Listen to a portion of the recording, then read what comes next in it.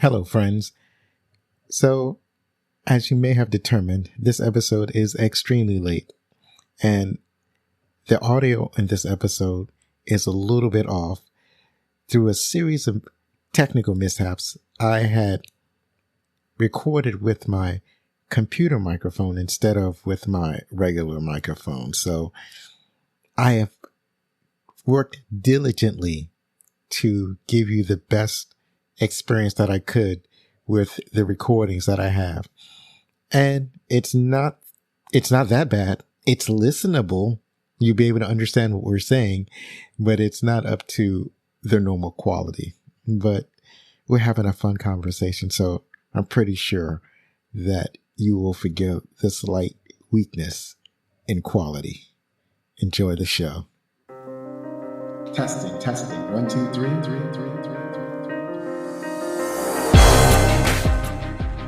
You know, in guerrilla warfare, you try to use your weaknesses as strengths. Well, if they're big and you're small, then you're mobile and they're slow. You're hidden and they're exposed. You only fight battles you know you can win. That's the way the Viet Cong did it. You capture the weapons and then you use them against them the next time. That way they're supplying you. You grow stronger as they grow weaker. Greetings, my name is Zoe, that's spelled Z to the O or Z-O if you're outside of the U.S. Welcome, friends. This is the 154th episode of Backlit Cinema, the podcast. We take a look back at the movies of yesteryear, especially the movies of the latter half of the last millennium. If you like what you're about to hear, then tell your family, tell your friends, and tell those two guys lurking about, obviously trying to appear casual and unnoticed, but instead giving off the vibe that they're trying to hide in plain sight about our humble little show. Now, ladies and gentlemen, I have a very special guest for you. I was a guest on his podcast. It's called HodgePod with Rob Fredette, and I am happy to have him on this show. The thing about Rob is that he has an eclectic taste. When you tune in to HodgePod, you never know what you're going to get. But what you will always get is some interesting and some engaging conversation. So, ladies and gentlemen, my next guest, I introduce to you, Rob Fredette. Thank you very much, Zoe. Thank you very much for that nice introduction. That was very nice. Thank you. Rob, how are you doing today? I'm doing good. I'm doing great. Looking forward to this. And it's hot where I'm at here in Memphis. It's like 100 degrees, but I'm looking forward to talking a little bit enemy of the state. Yes. It's funny that you mentioned that it's 100 degrees. I'm here in Washington, D.C. area, and that's funny because that's the setting of anywhere of the state. But that being said, we've had our bout of 100-degree weather all throughout July. It's like every other day was 100 degrees. So I don't know now that we're in deep August that we're going to have any more of those days. I think that for the most part, those days are behind us. So, but I do enjoy the summer. It's my favorite time of the year. I think it's because I can't let go of the times when I was a student and I just look forward to the summertime and all the summer activities. But now that I'm working, I haven't been able to engage in a lot of those summer activities, but I still look at the summertime with a special kind of fondness. So on HodgePod, you cover a wide variety of subjects. So what's your favorite subject to cover? Well, lately it's been true crime and movies. And the reason why is I just like looking back at history with especially movies. You know, when I look back when I used to watch movies and go to movies back, in the 70s, 80s, and 90s, I always, would watch them. And then you look back at them now and it's like you see a screen and like a point in time where you see how people dress, how people drove cars, what they did. And it's kind of snapshot of what it was back when we were living. And I like to cover the movies because it's just like a give and take. Like you came on my podcast a couple of months ago. We talked about JFK. That movie really is really intriguing. But I just like going back, looking back and seeing the actors that are in those movies. And some are great actors. And as they progress, they play different characters. And I think that's fascinating to look at. for movies. As far as true crime, I like to look at items that are, kind of weird and why did these happen. I also like to cover music history. I also like to cover health issues, or not health issues, but I also like to cover health, as we get older, and just simple things like that. And just have guests that come on. I like to talk to authors about books they write, whether it's dealing with sports, history, things of that nature. So I like to have a give and take. I know it's not like the single topic podcast, but I like to cover a lot of different areas, and that's where I get the most enjoyment out of it. Oh, that's pretty awesome. Given that you cover a wide variety of subjects, have you thought about having multiple podcasts, or are you happy just having just one podcast? I thought about doing a second podcast, possibly about movies, but right now I'm sticking to this because you know how life and jobs get you tied up, and there's some times where I'm not able to do a podcast for a week, but nonetheless, I'm maybe somewhere down the road if I can do a movie podcast and look at specific movies in like the 70s, 80s, and 90s. That's probably what I'll do. When I started this podcast, I had gone back and forth for about 3 or 4 years to do it. And then back in 2022, I said, you know what? I'm going to do the podcast. I'm going to start doing it. I have a background in radio. I worked in radio many, many years ago. And I finally got the urge to do it, and just went ahead. And now I'm at my 85th episode out for 2 years. But maybe somewhere down the road, I'd like to do some sort of like movie podcast. But I've thought about it. Awesome. So regarding movies, what's your favorite genre of movies to get into? Well, I like action's my favorite genre, but that's not to say I don't. I watch kick-ass movies all the time. The genre of action. So when I think of action, I think of Schwarzenegger, 80s. I think of Tom Cruise, Top Gun, those iconic movies that flow. I think those movies really delve into like the action part of movies. I also like movies that make you think, like A Few Good Men or E.T. back in the early 80s. I love those movies that take you away for a couple of hours and just basically you're zoned in on the movie and the movies that flow. But the action genre is really the one that really keeps me, engaged. Like when you think of Die Hard, it's my all-time favorite movie. All those movies flow, like Predator, Die Hard. They all have the actors. The chemistry is unbelievable. No scene is not in place. And I think when you look at those movies back 20, 30, 40 years ago, you see a masterpiece. And I think that's what, like your show, you look back at movies, people like drama. I like action. I like watching the action of, actors back in the day. Right. So considering action is your favorite genre, have you partaken of any of the more recent action movies that we've seen? I have not seen any of the recent movies. And that's not to say the last movie I saw in the theaters was 2 years ago, 2022, Top Gun Maverick, just shortly after the pandemic when we weren't able to go to movies. But that was the last movie I saw just because the sequel's, over 30 years in the making, So I found it intriguing that but I don't go to the movie theaters as much as I should. I'll watch it from home. If something comes out, on HBO Max or Prime Video, I'll watch it on there. But I really haven't gone to go see movies, but I do like looking back at the movies like back in the 70s, 80s, and 90s, even the 60s. Right. One of the more recent franchises that I've enjoyed is the John Wick franchises. Those are good. The Fast and the Furious franchises are good up to a point. It's just like just before they get like really ridiculous. And I'm being unfair because I haven't actually watched the last two that were released, but I do want to go and watch them just because I've been watching the movies all this time. And now I feel like I'm watching them out of obligation. And then I've also watched, before I'll go over one before the other, because I was going to mention one, probably the beginning of a new franchise. But before I mention that, I'll talk about another legacy sequel. It's Bad Boys. I think they call it Ride or Die. I think that's what it's called. Yeah. So that was a really good movie. And it's harkens back to, it actually blends the action from like the 80s to like more modern forms of acting. So you're going to see a blend of that. It actually, it gets kind of crazy with how they blend this different styles of action in that particular movie. And then the other one that I wanted to mention is The Beekeeper. So that's definitely a brand new movie that came out. I think it came out last year. It stars Jason Statham, and he kicks a lot of people in the face. And it's just a pure action movie. There's nothing else about that movie except him fighting his adversaries. That's the movie. That's the whole movie. And I love it just for that. It's like, it's not trying to say anything more. It's not being pretentious.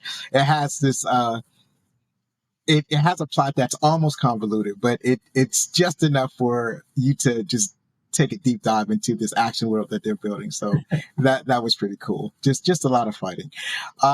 So those are some franchises you can check out if you're so inclined, if you get around to it. Well, I think all of those movies that I mentioned are on they're streaming somewhere. yeah, there's like what 100,000 streaming services. You can catch it. Yeah, absolutely. Also, you have a variety of different guests on your shows. What was a thing that you learned from one of your guests that have had a great impact on you? Well, the guests that I speak to, one of the ones actually was last year. Dr. Barry Krakow. He's a doctor who deals with sleep and how important sleep is to how we live our lives. Sleep is so important. Not that we're getting off on a tangent here, but sleep is really important. It's the quality sleep, not the quantity. Sometimes is what he said, and I found that to be really interesting. I also like talking to people. I had a couple of guests on last year. A former classmate who was in the Marines, and he fought in Operation Iraqi Freedom, which was really fascinating. Just listening to him work, being in the military in the Marines, but yet also partaking in that conflict, and in the 2000s. So, it's just like every day people, like we'll go to work, but people do their certain jobs, and it's like they make contributions to society. And I always find that fascinating when people are, especially when I spoke to the sleep doctor, it was really like I had to like really take a step back and go, am I getting good sleep? And I had to like think things through. So that really did alter my thinking. But yeah, that's what I learned. I learned that authors, they have to do research when they do the book. I never knew about that. I had a director on, Luis Garcia, and he talked about background actors, how important background actors are to movies. You watch a movie, you take it for granted, but they all have a place. If I were a background actor, I'd be looking at like Leonardo DiCaprio or Tom Cruise. Hey, look at that. I couldn't be a background actor because I'm like, see somebody famous, but that's just me. But yeah, background actors are really important as well to movies that help the movie flow. So, you learn different things, and I'm a sports fan, so I like to talk sports as well, and music. I love music, and I like talking to people, musicians, how they got their start, who were their influences and inspirations. So I always find, people, the journey. I like the journey, hearing about the journey of writing a book or the journey of getting to where they're at in their life now. So I find that to be very, very interesting. Awesome. So in your conversation with the sleep doctor, did it encourage you to get more sleep? Have you actually changed your sleeping habits? Are you sleeping more? Or is this just something that it's just hard to build into your life? Well, I go to sleep early. I go to bed early every night. So but it's the quantity. And like I said, it's like, eating habits. You shouldn't like eat later in the night. That could alter your sleep. I don't drink coffee as much anymore at night. So things like that help me sleep. So I'm getting more sleep now, and that podcast really made a difference. It made a difference for me, and it's very important. But yeah, it's pretty interesting when you hear people talk, and you hear like their backgrounds and their expertise. You can pick things from each one of those, and you can apply that to everyday life. Right, right. So I'm glad that you're able to pick up things from the different guests that you talk Yeah. to, because that's what I found. I found out when I talk to people that I'm able to glean and learn a little bit about not only their life, but some of the lessons they learn. And then I try to take some of their lessons and I apply them to my life. But time management has been a monster that I've been trying to conquer. And I have not learned from my guests yet how to better manage my time, but I'm working on it. Well, you could add 8 days to a day, 8 hours to a day, and we still wouldn't have enough time to complete what we have to complete. It's just the way our society is where everything is crammed in. You got to get things in for 8 hours.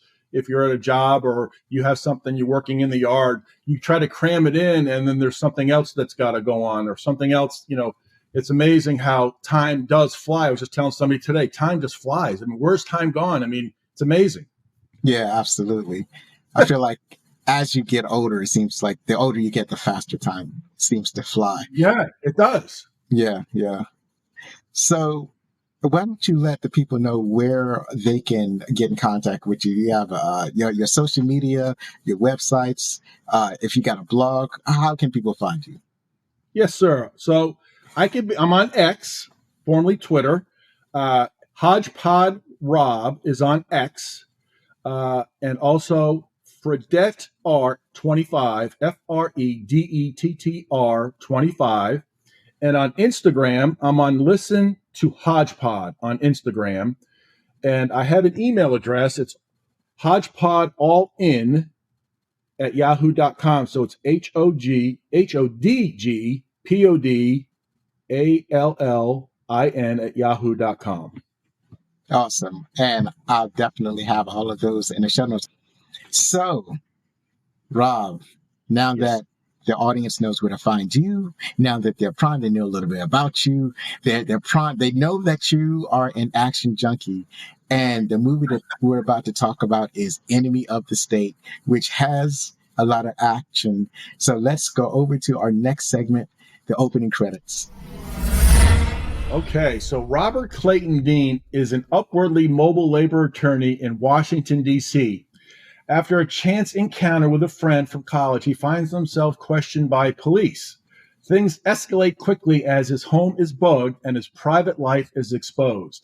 His credit cards declined, his family harassed, and he's followed and then chased throughout the D.C. area by unknown figures.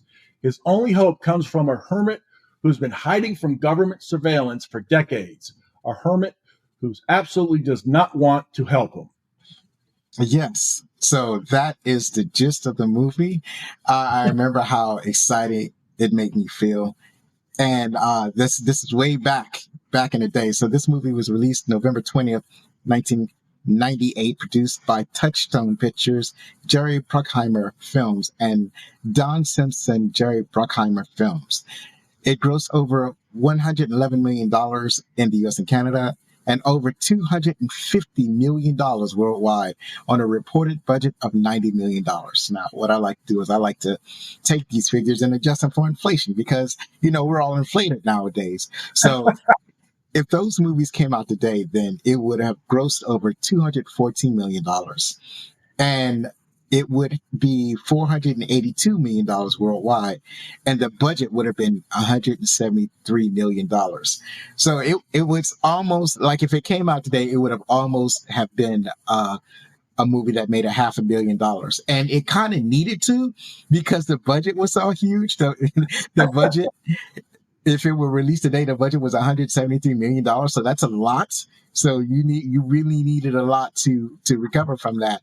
If they only released this movie in the US, it would have been a flop. So, but it was a international hit. So that was gratifying because I really enjoyed this movie. I was thoroughly entertained. It's a great movie. It's a great, great movie. Absolutely.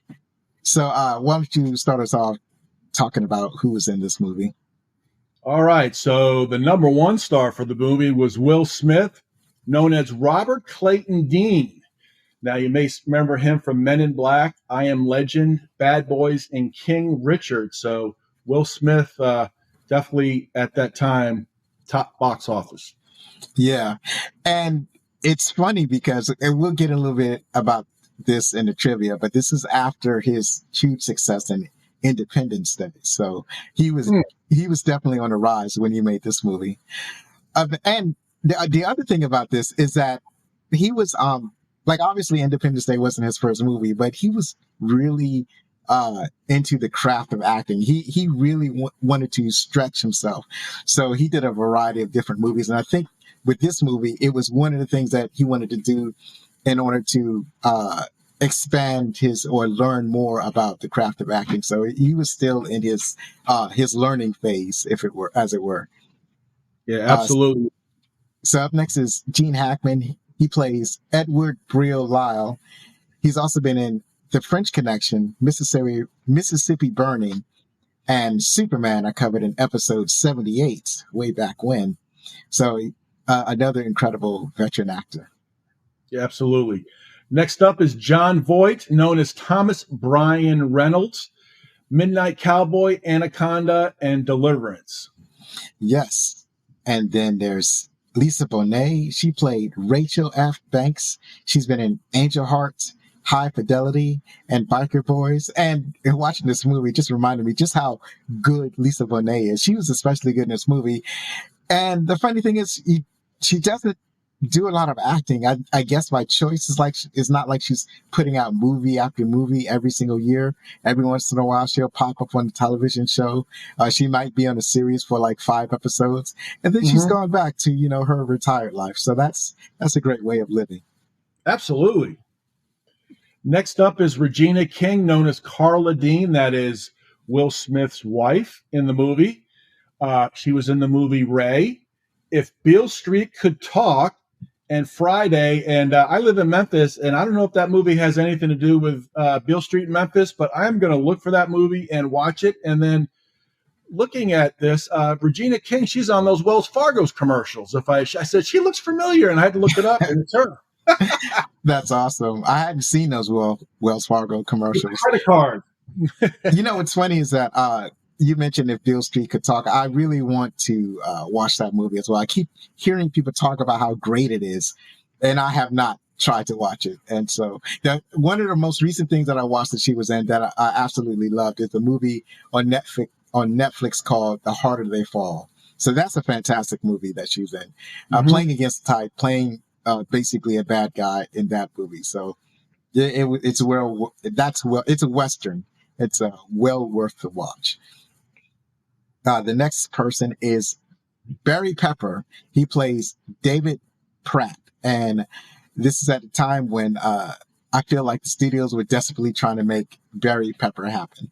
And he's also been in Saving Private Ryan, True Grit from 2010, and The Green Mile. And then we got Jake Busey. When I was doing research, Gary Busey's son. So Yes. Now I see the resemblance. I was like, wow. He was Krug in the movie. He was one of the 2 military cutouts. Starship Troopers on your episode 77, The Frighteners, and Contact. I thought he played that part great. Yeah, he was good. I also liked him in Starship Troopers. The thing about Jake Busey is like he has his father's teeth. It's like you can't get away from that. It's like that's how you know it. That's the resemblance right there. It's just I've seen the movie. I did put 2 and 2 together with him, and he played that part very well. And he was a good military cutout. Absolutely. Speaking of Nepo babies, we have Scott Conn. He plays Jones. He's also been in Ocean's 11, Gone in 60 Seconds, and Varsity Blues. And you sent me a note to let me know that he's James Caan's son.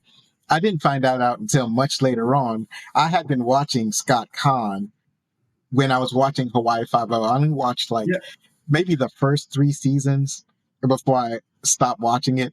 But I didn't realize this show has been on for 10 years, and now he's on another series. So a very hardworking actor, I would say. And it's like he's got his father's posture. Yeah, I agree. But he played that part well, and I like the way they really had to play the part, and I think they did that very well in the movie. And the way they were like trying to open up the keys and stuff like that. Yeah. Fumbling and bumbling, but that's later on. So next up, Jason Lee, Daniel Zavitz, Almost Famous and Chasing Amy. Zavitz was a very intriguing character to me, and I kind of felt bad for him. Yeah. Yeah, he was it was like too soon, I guess. He went out in a bad way. Up next is Gabriel Burns. He played Brill in quotes. Or I should say he played the fake Brill or the imposter Brill. And he's also been in The Usual Suspects and End of Days. And I suspect that this was a cameo. So this is because they're trying to fool the audience. They're trying to fool the audience by bringing in a very well-known actor to play the part of the fake Brills. And then you find out it's not the real Brills. Yeah. I was still trying to figure out why he was in the movie, but I guess it was all this intrigue. But I liked it when they're walking to the taxi and he goes, "Get in the back like you're a regular customer." Yeah. Because he was going to get in the front seat. He's like, "No, we're doing spy stuff." He's supposed to get in the back because we're doing spy stuff. And yeah, that was exactly why he was in the movie, because we're supposed to think, at least for a little while, that he's the guy that's supposed to help Will Smith, and then he turns out that he's not the guy. He's not the guy. We got fooled. Still trying to figure it out after all these years, but that's he played that part good. So yeah. Next up is Jack Black, known as Fiedler. I love that part. I love Jack Black in this movie. School of Rock, Noche Libre, and I always like the part, turn it 75 degrees. The way he was doing that, I thought he was awesome. Yeah. This is one of his best movies, even though it's like an earlier work that he did, and he's really not playing like, he's not in his like Jack Black persona. He's more like he's actually playing a character. But I really enjoyed him in this movie. And then lastly we have, and it's like most of the people, like a lot of times when I'm doing these movies and it has a huge cast, this one has a fairly large cast. And I didn't include everybody that was here, but just the people that I would take note of.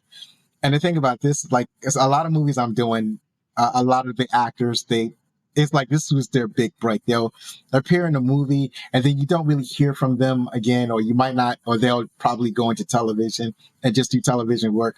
Or they're the type of actor that they were a television actor and then they just did this one movie and they'll go back to television.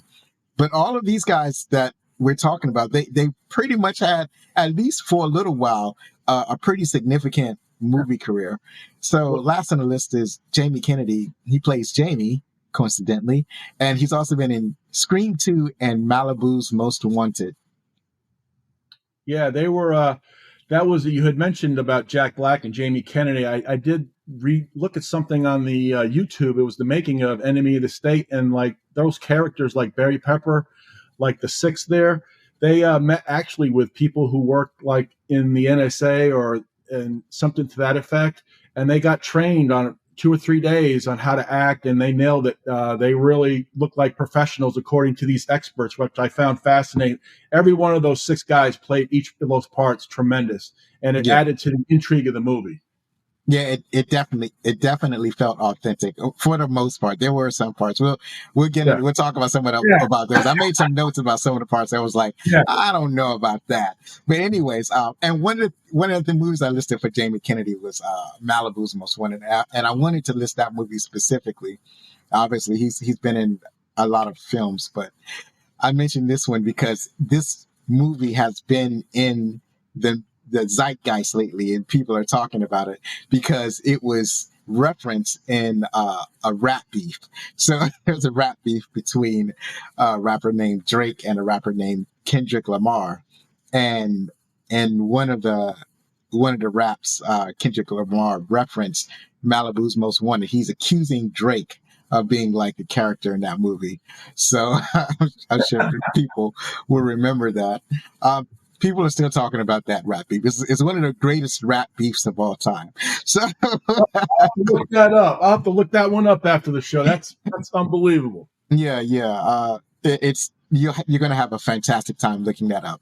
So just look up Drake and Kendrick Lamar, and you'll be, I will. it'll blow you away. So tell us about the director. So Tony Scott was the director of this movie, and you'll recognize a lot of these movies: Top Gun, Beverly Hills Cop 2, Days of Thunder, The Last Boy Scout. That's a great movie. Crimson Tide and Spy Game. So most of all to be known for those movies. Top Gun, of course, being the major one, should be like a National Registry movie as far as I'm concerned. That movie was precious as far as like the plot. But yeah, Tony Scott definitely has that cachet. He had all these movies, and then he brings up this Enemy of the State. He was really into this movie when he did it. Yeah, he's a fantastic director. He's really good at directing these action thrillers, and famously brother of Ridley Scott. So they've got that. They've got great talent in that family. Yeah. So this movie was written by David Marconi, a single writer, which is a relief. Because doing research on this, when you got multiple writers, it can be a pain. So he's also written Live Free or Die Hard. It's one of my favorite Die Hard movies. The Dark Side of the Moon and The Foreigner. He hasn't written a whole bunch, and I haven't seen these other movies, but I did like Live Free or Die Hard. You know, I Die Hard's my all-time favorite movie. I've only seen Die Hard 2 probably about 10 times. I have not seen 3, 4, 5 of Die Hard. I guess I got to watch those. Die Hard 1 was the best one. But yes. Yeah. Die Hard 3, Die Hard with a Vengeance. That's a great one. Yeah, that's with Jeremy Irons and Samuel L. Jackson. So yeah, of course you have to watch that one. And then I think Live Free or Die Hard, I think that's the fourth one. And like I mentioned, it's like one of my favorite ones. And the fifth one, I wouldn't watch.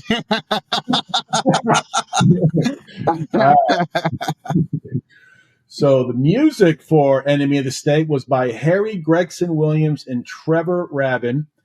Gregory Gregson Williams is known for Shrek, The Martian, Man on Fire, the Tigger movie, and Spy Kids. Rabin is known for Con Air, awesome movie, Jack Frost, Deep Blue Sea, The Sixth Day, and The One. So the musical arrangements are by some heavy hitters, and it really added to Enemy of the State. Yeah. They it's amazing. I didn't write this in the trivia or anything, but they had a conductor before this, and either he got fired or he left the project. I'm not exactly sure. But then they brought in 2 conductors to replace him, and I just thought it was amazing because I hadn't really seen that in the movie where you have 2 conductors basically writing the score. So that's amazing. And I'm not exactly sure I worked that. I probably should have did some research to find out how that works, but I would just be fascinated with the fact that this movie had 2 conductors. So, because I thought that a lot of times it's like, well, maybe they're doing different parts of the job. Like maybe one person is handling like the needle drops, where they bring in the popular songs and they kind of mix them in the movie, and the other contributor is actually conducting the music, or maybe one of them wrote the score and the other is conducting the orchestra. I don't know the breakdown of this, but it's fascinating. Absolutely. So that's it for the opening credits, and I don't really have any new announcements except that by the time you hear this, my eBay shop will be reopened. It's called Bazaar de Alonso. As I'm recording this, I hadn't yet built it back up yet, but so basically I'm setting a goal for myself. So this is me stating my goal. So and this will be out in a couple of weeks. So in a couple of weeks time, at least a couple of products will be out in the store. So that's it for and in case you're wondering, I just moved and I'm just selling a bunch of stuff that I don't need. Like I don't need 2 pizza cutters. I don't need 2 colanders. Just a bunch of stuff that I got a bunch of statues that I never opened. I have a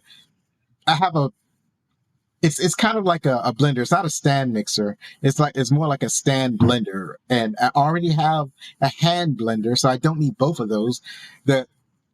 the blender is still in the box, so it's in great condition. So someone should have that. Well, you mentioned the blender. That's going to be a good segue maybe for our later discussion here about the movie. Yeah, absolutely. So that's it for the announcements, and now we're going to talk about our favorite parts. Yeah, so I think my favorite part of the movie, one of my favorite parts of the movie, is actually the opening scene, and then the scene shortly thereafter. But the first part of the movie, when you see Jason Robar and John Voight at the lake there, and they kill Representative Hammersley, I thought that was like right there. The NSA is always following you. I mean, there were no really like cell phones per se, like, mainstream at that time. So they were probably had taps on all these senators and congressmen. So the fact that they were there early in the morning, I found to be, when you look at it and you watch the movie a couple of times, I thought that scene really set it up well. And then the other part was the social club, the Pintero Social Club, when he went there with the videotape. And I thought that was one of my favorite scenes in the movie, because you saw Tom Sizemore and the mob against, Will Smith's character. And I thought that was a really good way to set the movie up, because Will Smith is just living his life, and all of a sudden it's going to really switch for him rather quickly. Yeah. It's funny. I forgot to put Tom Sizemore in a group of actors. That's another one of my favorite actors who've gone on to have a bunch of great movies. And the funny thing is that, because I usually get all of my information from IMDb, and they don't have him listed as one of the main actors. And I thought that was, now that I think about it now, that's strange. You think that because he's one of the main guys in the movie. Yeah. For some reason, he's not listed earlier in the credits. So that definitely deserves some investigating. But now that you mention it, that's also one of my favorite scenes. That part where the lawyer goes to the gangsters and he's trying to convince the gangsters to basically let the union vote the way they want to vote, and how Sizemore, he's basically just threatening the lawyer without overtly threatening the lawyer. Yeah. It's just I liked it. It's like and so the lawyer is cocky at first, like, is this you? This looks like you. And the gangster's like, that ain't me. It was like, where'd you get that tape, right? But then later on, when the gangster starts threatening him, the lawyer realizes that he's in trouble. It's like, oh, this ain't going the way I thought it was going to go. Well, the part where I liked it when he had the videotape and he's showing the videotape, and like they're all at this resort, probably they're all by the pool, and every time I see the part, I laugh. It's one of the funniest part. Carl Matthews, the president of local union 6650, Dave Early, the secretary treasurer of the national, and Hugh Simic administers the pension fund. And as he's saying that, he's drinking a glass of wine with the pool behind. It's so just the way he's just drinking it, and the way he says it. I thought that was a great part. Just the comedy of it. They're just living off the lamb of all these, what they're doing. And I thought that was really a good part in the movie right there. It was like a little comedy, but yet it was kind of, he knew he was in a world of hurt after leaving that Pintero Social Club. Yeah, absolutely. Tell me another one of your favorite parts. Another one was the rooftop chase scene for Daniel Zavitz. That was a great scene because they're already on to him because of, the videotape. And then when the NSA guys there, Barry Pepper, they go up there, the six of them, and the lady must have given a signal, I think, because he knew something was wrong right away. The way she was banging the door, must have been a code or something. And he just jumps up on the rooftop, and the way that they're twisting the satellites and the helicopters flying, and they go, we got him. And he kind of gets away. And then I thought that scene was really, really awesome because it really showed the technology at the time in 1998. Yeah. It was ahead of its times in my opinion. And just the way that the rooftop, how they were jumping from townhome to townhome, I thought that was really, really fascinating. Yeah. What this movie really does well is how the editing is quick, and the edits from him running, like you see him running in front of you, and then it switches to the satellite view where you only see the top of his head. So that was all fascinating. And when you mentioned how he found out that he was being chased, what happened is that he has two doors in his apartment. He has the front door where his landlord was banging on the door. And then he has the back door, and he kind of creaked the back door open, and he could see the other guy standing behind her. So that's how he knew it was time to get out. So I don't think she was trying to signal him. I think he just saw the dudes and realized that these dudes were up to no good, because he was copying. He knew that he had a murder on tape. So it was like, oh no, I have a murder on tape, and these guys are knocking on my door. So I think that's what clued him off, because he's just savvy enough to know that he has something that can get him killed, and that's why he got out of that room. So that chase scene really was, like you said, quick edits, and I thought that was very very telling when he grabbed the bike, and then when he saw Will Smith inside the lingerie shop, that was pretty. That's right there. That's the part of the movie where it's going to really get crazy. And I thought that was like, wow. And it was like Will turned his head and he was gone. Yeah. And then it was like, what? Yeah. It was like, but I thought that scene was great. Yeah. So that would be one of my favorite parts too, is especially when I first saw it. Well, not necessarily the chase, because I do love the chase, but the edits that they did in the movie, and how it was quick, it was snappy, it kept you invested, because there were a lot of the overhead shots that, it's telling the story with the edits, with the satellites flying overhead, the overhead view, and then whoever's running, because there's a lot of chase scenes in this movie, and whoever happens to be running at the time. At this time, we're looking at Will Smith's, or the college friend that was running away. And then when Will Smith is running, and then you have with Will Smith and Gene Hackman running, like everybody's running at some point in time, right? That and the way they edit those together was because just watching somebody run could get really boring really quick. So the way they did these edits was fascinating. So that's definitely one of my favorite parts, especially, like I said, when I first saw it, that was what drew me into the film. And that part there where Zavitz gets hit by the bus, they finally go to him and they're like patting him down. He's sprawled out. He got slammed by a bus, and they're just looking for that videotape. And you think people there thinking, oh, you okay? Okay. But they're not. And they're like going through them. And then that's when they saw the business card, and it was like, uh-oh, something's going to happen here. So yeah. You almost knew that they was going to find that card when the lawyer Dean handed the card to, because like, this is supposed to be his college friend. So it's like, hey, this is good to see you again. Here, here's my card. And so you knew the bad guys are going to find the card. It was like, yeah, exactly. Telegraphing it. Just a note. It's not a favorite part. It's just a note. What I've noticed is that in the movie, when anybody wanted to identify themselves as a police officer, since it's in DC, they would say DC Metro. That's not what the police department is known as in Washington, DC area. But I think they said that because if you call them by their actual name, people would get confused. So around here, they're called the Metropolitan Police Department, or they're called MPD. So I think they had to say, or they felt that they had to say DC Metro, because people outside of the area wouldn't know what they were talking about. Well, you mentioned that when they went to Dean's house there, when they were talking about the Daniel Zavitz, and they wanted to look in the bag, and he said, not without a warrant. And then a little bit later, they end up ransacking the house there, and they painted the dog green. Yeah.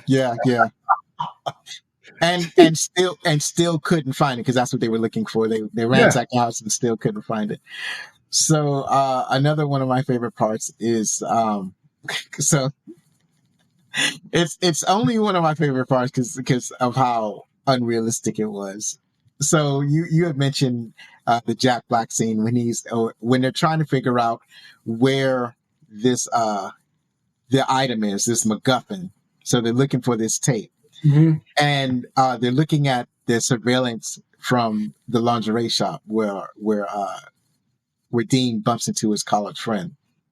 So they look at the video, and they determine that, well, maybe the college friend, Zapitz, dropped something in Will Smith's bag. And so they're looking at the bag, and the bag has a bulge in it, and they say, okay, turn it 90-degree angles. And when I looked at that, I was like, that is not real. It's not. You're not going to take a photograph. And I'm like, you have like AI now that could do something like that, but it's not going to give you like a real representation. All it's doing is guessing. And like the AI nowadays, it has a thing where it hallucinates. So it'll just make stuff up. So you don't know if it's real or not. So, and this is definitely not something that they had back, 30 years ago. So he says, rotate the bag 90 degrees and they can see the bulge. And they're like, all right, now extrapolate this and zoom in that. It's like, you remember there's a movie called Blade Runner, and people make fun of the scene where the main character, he's sitting in front of a screen, he's looking at a photo, and he wants to enhance the photo. So he says enhance, and it zooms in the photo, and he sees more details, and he says enhance, and it zooms in some more, and he sees more details. It's like, but that's not a thing, right? It's like the resolution is what it is. It's like you don't get more resolution when all you're going to start getting is pixels. So in this scene in Enemy of the State, the part where they rotate the bag and everything from a video camera image is something that is it's something that you can't do. And I just found it funny. I found it fascinating that they would have the audacity to do this. Yeah. And one other part that I think, going back to the Pintero Social Club, when Tom Sizemore's character, Pintero, says, I'm going to give you 1 week. I was hoping like maybe 48 hours, 72 hours, 1 week. Give you 1 week. It's like, okay, 1 week, but that's not a criticism. I thought maybe 48 or 72 hours would have been sufficient, but nonetheless, it was still dramatic. Yeah, he was generous. He was generous with his time, so that's why he gave him a whole week. How can you say not guilty? Money. Right. What's another one of your favorite parts? One of the really favorite parts of the movie was the one where Carla Dean and Robert Dean got in that altercation when she got those photos. Yeah, and she was really screaming. I mean, she was really upset. And, I will say Will Smith is a tremendous actor because he played different parts of this movie. He played a lot with some comedy at the right time. He was also action, but he also really showed emotion, and she did too. And that part right there was probably the most really dramatic part for me in the movie because, he has a family and his wife has turned on him. This is when it really starts getting really heated for him. And I kind of felt bad for him. That part there was probably one of the best parts in the movie because just of the give and take and how angry she was at him. And he was trying to tell her, that he was, everything was not what it seemed. And I found that to be that was the part right there that really hit me, was like when that happened. Yeah. What it was is that his credibility was already damaged because he had not been faithful. So what happened is that he now he's trying to convince her that part of his life is behind him. He's like, he's not cheating on her anymore, and they're supposed to be secure in their marriage. And then she finds out that they've been even seeing each other professionally, and he never told her about it. So that's definitely going to affect how she views him. It's going to affect how she views their relationship. So yeah, that's definitely going to cause some problems. That scene really, really sets the tone because after that, his life starts really unraveling and he's on his own. And he really had to really fight to get her back on that side, which I thought was very good. I thought that was done very well. That was raw emotion, I believe, in that scene. And Will Smith is a tremendous actor. Yeah, yeah. He is. He was great in this movie. I especially like the part. One of my favorite parts is when he has a fight with the partners of the firm. So he's part of this big prestigious law firm. He's the labor lawyer, and when all of this stuff starts coming out in the media, all of these when the NSA is trying to slander his name. So their strategy is that they don't want him to reveal that he knows who murdered this senator. And so they're going to slander his name beforehand, like just in case he has any information, nobody will believe him because they have all of this salacious information about him. Now, none of it is true, but it's all in the media as though it were true. Mm-hmm. And now his credit card has been stopped. His wife is getting this information and she doesn't believe him. And now his law partner's calling in and they're like, oh, and his partner / former love interest, her life is in shambles because they're doing the same thing to her. And I think she was also fired from her job. So he goes into the partner and he has that argument with them. And he's trying, at this point, he still thinks it's the mob boss. And so he's like, we can go after this mob boss, but they're not buying it. They don't, they want to distance themselves from him because of all the allegations against him. And, so that argument was fantastic. One of the things that was a trip was, so they're asking him questions. One of the questions they asked is, what did you have an affair with this woman? Weren't you unfaithful to your wife like 2 years ago or something like that? And then he looks at one of them and he says, do you beat off in the shower? And he's like, that's right. It's none of my business. It's none of my business. And just like my life is none of your business. And I love that conversation. Well, after the NSA showed up at his house, when I was watching the movie the other night, just to get ready, he had 25 obstacles before it started turning around for him in the movie. 25 things happen. Gets rejected to meet Pintero, the Mount Vernon Square meetup. Calls Rachel, leaves a voicemail. Credit card blocked. Briefcase was stolen by Scott Kahn in the hotel before it got declined. There were bugs all over the place. The taxi ride getting chased. So it's amazing how many things that he had to deal with before the movie started turning. Yeah, I forgot all about the bugs. Yeah, it was so.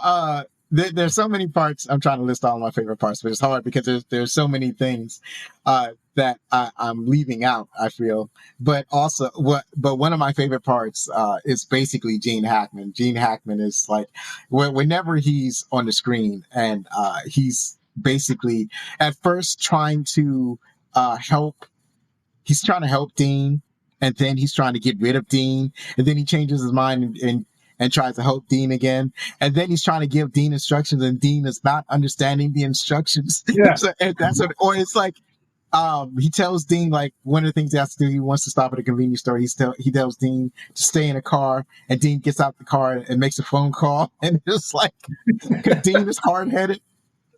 So yeah, and his acting, like his character is so different from what you normally see of Gene Hackman. And normally he's the main bad guy. He's like the sheriff, or he's the submarine commander, or he's the corrupt official. Like he's playing one of those characters. But in here, he's a persecuted one. He's a little bit more meek. He's kind of hunched a little bit. It seems like you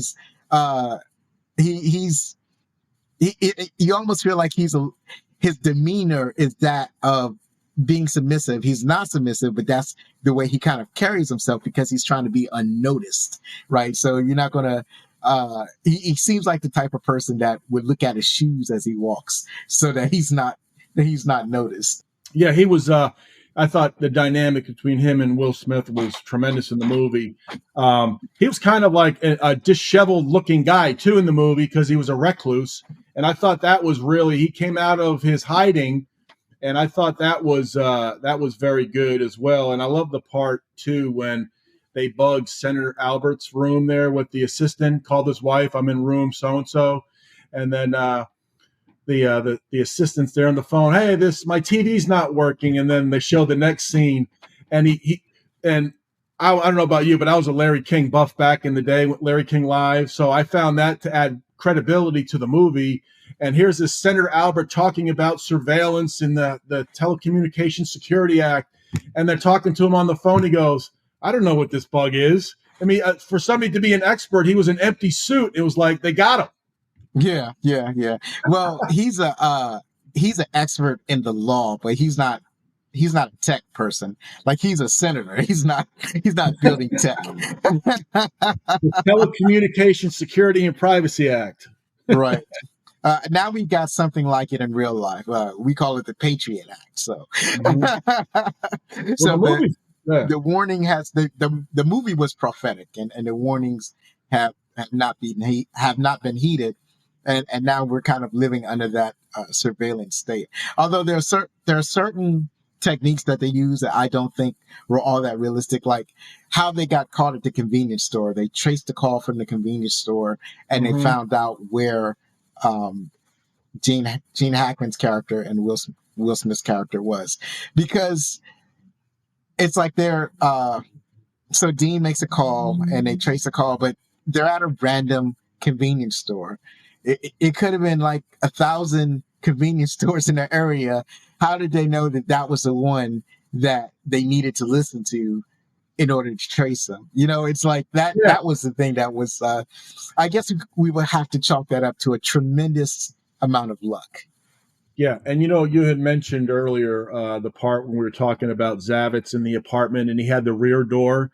With all the technology that they had, it still went down to primitive stuff, the back door, the garage where Will Smith snuck in there, and he was hiding in the garage when Portia was barking, and she went in there, and the nanny brought him out, and they didn't know that. And with all that technology, that's when the movie really started turning. I thought that was a great part. When his son passed him the device, and just when he passes him the device, there the music starts like, oh my God, here we go, the fun starts, and the kids are turning around. He goes, pretend that you're driving, you're looking forward, and I thought that was, with all the technology, they were still able to, with the primitive, going out to the garage, the back door.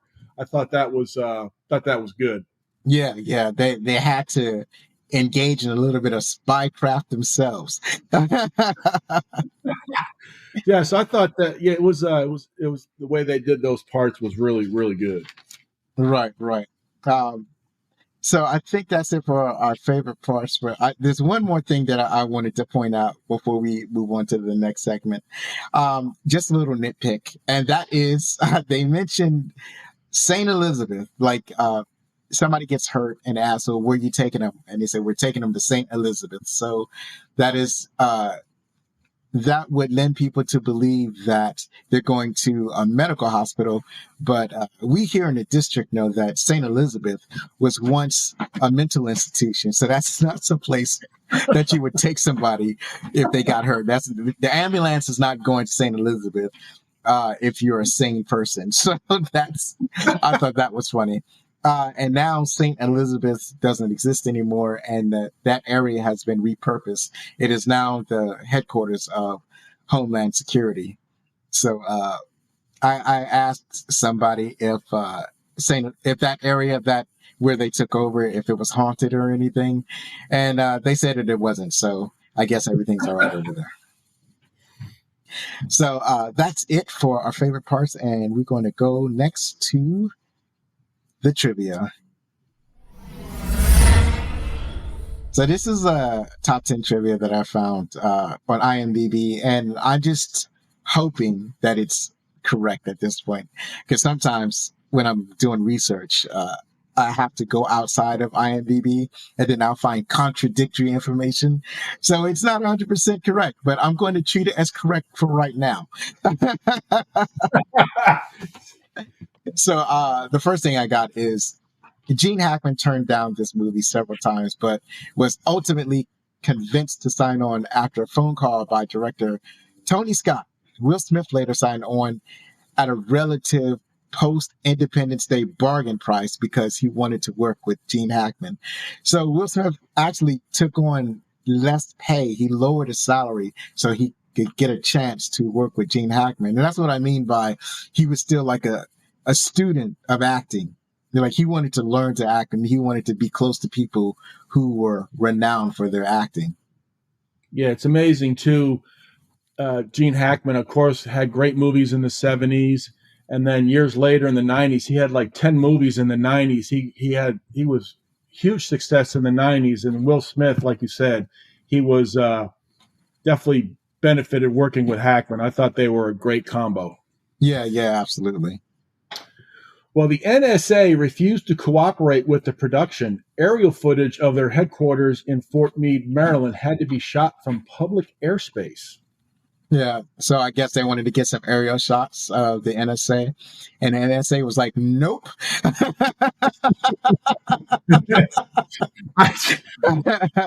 Well, I can tell you, I graduated from the University of Maryland, so I went to D.C. many times when I was a student there. Just D.C. fascinates me, but yeah, it's like sacred space there in D.C. where you can't fly and do all that stuff. So I understand that, but yeah, they had to go to the public airspace. Yeah, they had to shoot it from far away. So Will Smith improvised Dean's lines about buying the lingerie for himself to try cross-dressing on the weekends. Smith said it was difficult to restrain his comedic instincts during a dramatic role. What I like about this is when the two fake police officers came in to question him about receiving something at a lingerie store, and he kept telling them, no, I didn't receive anything. And he really doesn't know that he received anything. Like, he's actually being truthful. And he starts getting annoyed with them. And so that's why he says, they were kind of like, is the lingerie for your wife? He's like, no, it's for me. Asking a dumbass question like that. What are you asking these dumb questions for? Why would you ask a married man who the lingerie is for? And that's when he told him that, they could see themselves out of his house. Yeah. And at that point, he still is, unbeknownst to him, he does not know that at some point he's going to meet up with these guys again. So yeah. The portable video game system that Dean's son uses and in which the disc won't work is an NEC Turbo Express. It was a Game Boy competitor, albeit with the ability to play turbo graphics, 16 games on a colored screen. By the time this film premiered, it had faded into relative obscurity, making it the perfect piece of tech.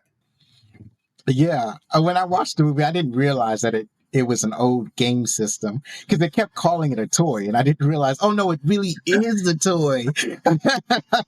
Bulky. Yeah. Oh yeah. Back then that toy. Well, see, remember, it's a competitor to Game Boy. I think by the time the TurboGrafx 16, where this device came out, this Turbo Express, I think by that time they had a Game Boy, not a Game Boy Color, but like a Game Boy Slim. Like there had already been a couple of revisions of the Game Boy. So whoever made I guess it's NEC who made it, or maybe it was, I don't know who made it. Maybe it was NEC, but whoever made it, they decided that in order to have a proper competitor to Game Boy, the best thing to do would be to have a gaming device that would give you a color screen, because at the time Game Boy was just black and white. So if you got a color screen, then you could, you would have an edge up on the competitor. Yeah, that game there, it was bulky. When you look back in the late 1990s and you see stuff now you can do on your phone, it's quite extraordinary. Yeah, absolutely. It's crazy. The picture of a younger Gene shown in a white shirt and tie, supposedly from his NSA file, was taken from the conversation. Gene Hackman's character, Edward Brill Lyle, closely resembles his conversation character, Harry Quall. In the conversation, Harry Quall, like Brill, is a paranoid surveillance expert who has his workplace in an industrial warehouse. Also, Brill wears the same translucent raincoat worn by Harry Quall in a previous movie. In the movie, Harry Quall, like Robert Clayton Dean, is pressured to hand over a tape that has evidence of a murder conspiracy. At the end of the conversation, Quall demolishes his apartment when he thinks people who have been observing him might be coming for him. It's been suggested by more than one movie critic that Brill could actually be an older Harry Quall living under a pseudonym. So that's fascinating. I had not seen this movie, The Conversation, so I never would have made that connection. I'm going to have to watch that one now after talking about this. I'm going to have to look on Prime or HBO and see if that movie's up there. Right. That I am definitely curious about that movie now. The satellites repeatedly send CQ in Morse code every time they're seen. CQ is a ham radio shorthand for anybody out there want to chat. Interesting. Yeah. Wow. So it's just the letters C and Q in Morse code. So I looked on the internet and I found that there's actually a website that translates Morse code. So I think I have an audio sample. So let's try that right now. Hold on, let me go to the site and let me press play.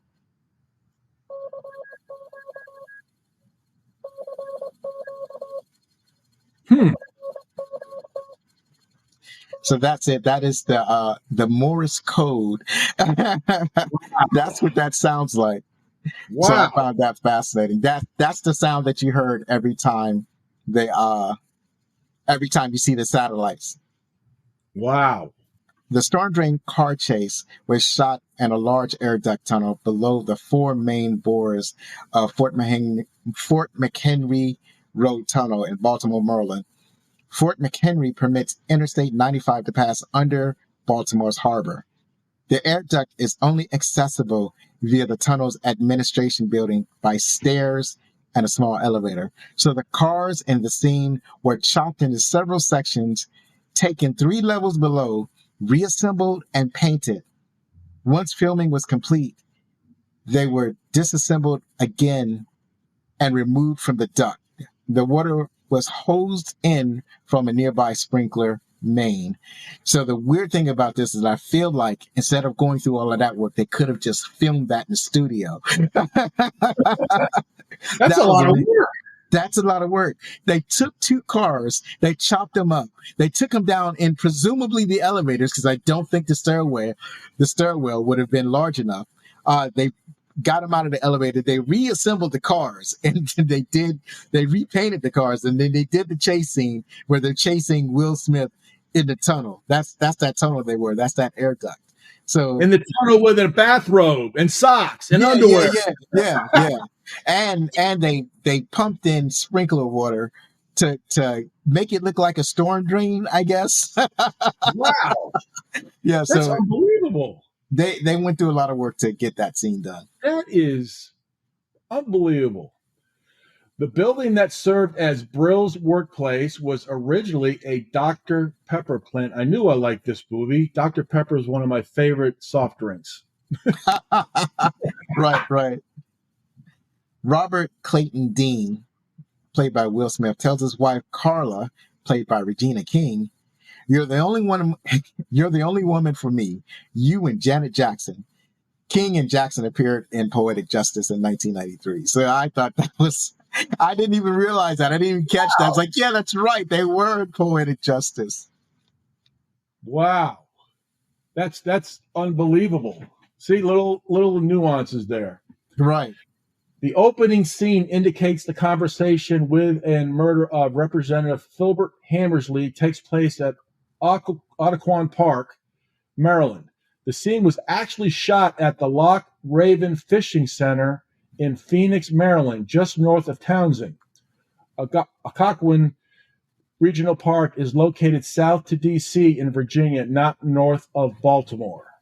Yeah. And the audience can't see this, but it's actually two different spellings. In the movie, they spell it wrong, or they're making up their own fictional place. So I would take it as that they're just making up their fictional place because, as you just read, there's no Occoquan Park, Maryland, but there is an Occoquan Park in Virginia. So that's interesting. Why didn't they just say that they were at the Lock Fishing Center in Phoenix, Maryland? They could have just said that. And the other thing is that Phoenix is in the middle of nowhere. I've been out there a couple of times. It is really, I don't want to say it's rural necessarily. It feels like an expanded suburb, but it also feels like it's in the middle of the nowhere. I was going out there one time and I was like, where am I going? It's one of those things. It's like, wow. It seems like you're driving forever. And it also feels like you're in a time warp, like where you zoom back into the 1950s or something. It feels like it's far away. So that's all that we have for the trivia. I hope you learned something. If you want to offer a correction or you have something else that you want to add to the trivia, just drop me a line or write a note, leave a comment, do the things that you normally do in order to get across the information that you need. So that's all we have for that. And we're going to go to the next segment where we're going to talk about what the critics thought.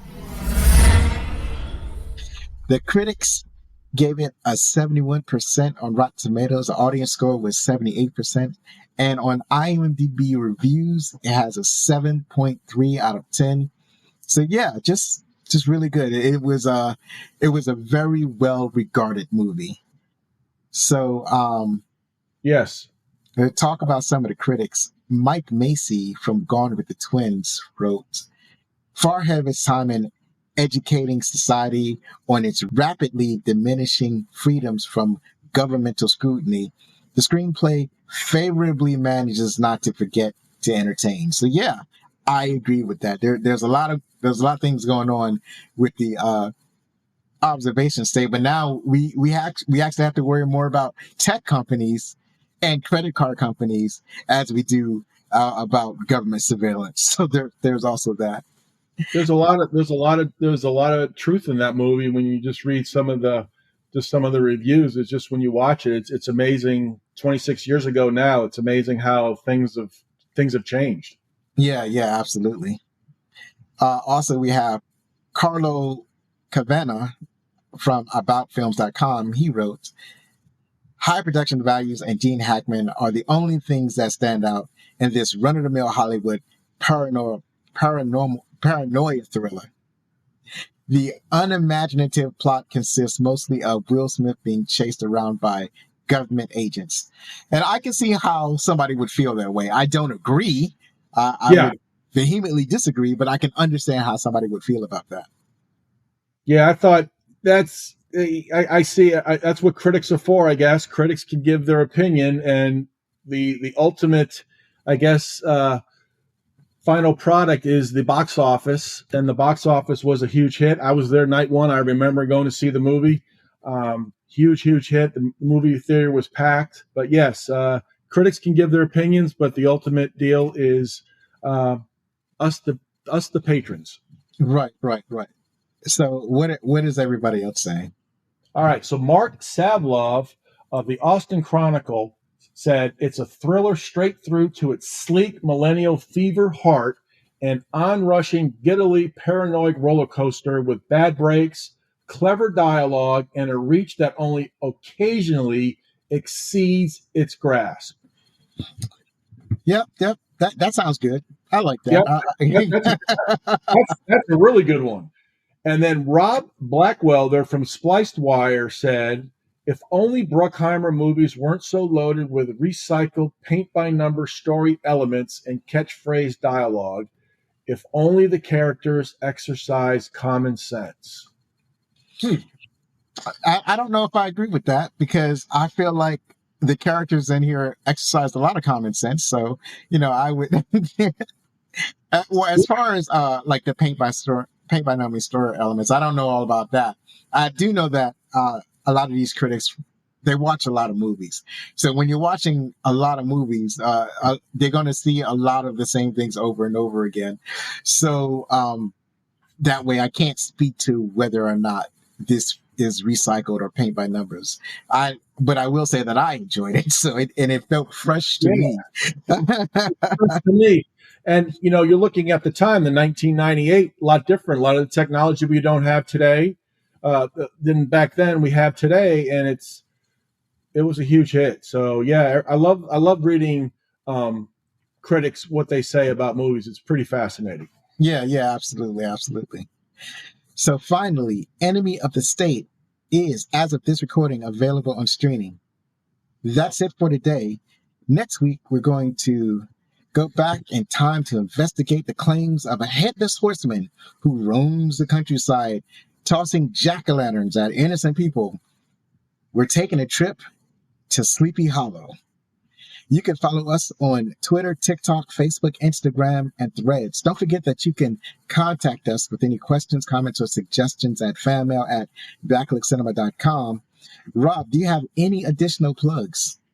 Yeah, I do. Thank you. So again, you can find me on Instagram at Listen to HodgePod. Also on X, HodgePod Rob, HodgePodRob, and X Fredette R25. I'm on Apple, Spotify, TuneIn Radio, iHeartRadio, and Podbean, and all podcast platforms. I drop episodes every Monday with a few bonus episodes throughout the year. And if you have any plugs or anything you want to let me know. And my email is listentohodgepodallin@yahoo.com. listentohodgepodallin@yahoo.com. Outstanding. There you have it, ladies and gentlemen. One last time, if you like this show, then please help us grow by spreading the word about Backlick Cinema, the podcast. Believe me, it matters. And I know you've enjoyed our guest, Rob, so please check out HodgePod with Rob Fredette. I've been Zoe Richardson. Be safe, share a movie from yesterday with your family, hug your loved ones, and if you're going to be anything, be outstanding.